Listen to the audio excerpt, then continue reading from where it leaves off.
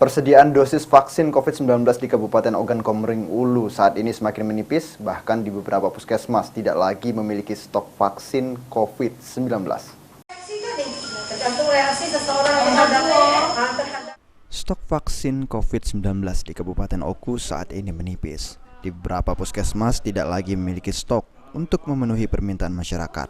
Dinas Kesehatan Kabupaten Oku terus berkoordinasi dengan Dinkes Provinsi. PLT Kadinkes Oku, Dedi Wijaya, mengakui hal tersebut pasca penyuntikan vaksin booster 2 atau vaksin dosis keempat dibuka untuk masyarakat umum yang menyebabkan permintaan cukup tinggi.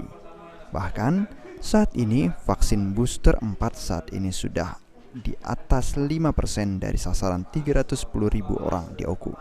Tingginya permintaan masyarakat ini diperkirakan beberapa hari ke depan persediaan yang masih tersisa akan segera habis sehingga pemberian vaksin bagi masyarakat dipastikan kembali tertunda.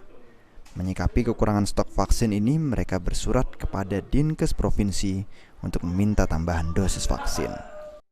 Ada beberapa puskesmas yang stok vaksinnya sudah tidak ada lagi dan ada beberapa puskesmas yang masih ada tetapi sangat menipis sekali.